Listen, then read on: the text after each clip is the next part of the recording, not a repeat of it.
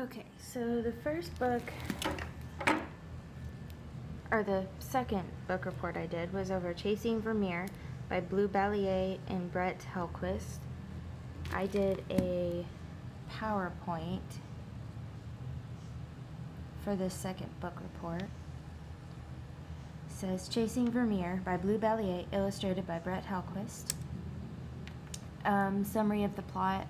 Two children, Cauldron and Petra, went to school together by University of Chicago in a town called Hyde Park. They got themselves into the middle of a mystery.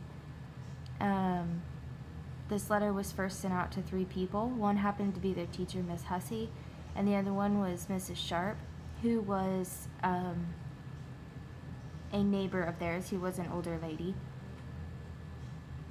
And they were asked to solve the mystery and to not go to the cops because it could bring them danger. The 2 children worked together when the Chicago Tribune had a news story saying there was a famous painting that was stolen, and the thief kept posting advertisements saying if the town of Hyde Park worked together to solve the mystery, the thief would return it. The art thief turned out to be a man posing as a friend of their stepfather, who was also an art thief. The setting takes place in Hyde Park, Chicago, located near the University of Chicago, and the season is fall and in a neighborhood by a railway. Calder Pillay, he is one of the main characters. He's a 6th grader who is part Indian and part Canadian. He always carries what's called pentominos, which is a mathematical tool consisting of 12 pieces. He was also an only child in a nice, quiet house, whereas our next character, Petra Andely, is another main character. She's also a 6th grader. She is a mix of African and European. It describes her as shaped as a lima bean with a haircut like an Egyptian queen. She lived in a house with 3 brothers and 1 sister. It was always crazy and messy, and everyone talked loudly.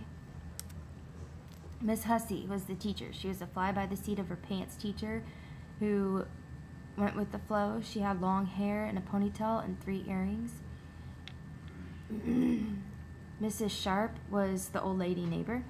She had green eyes with lots of wrinkles and bones, and had a painting in her home from the famous Vermeer, which is the painting that was stolen, or from the same artist that painted the stolen painting.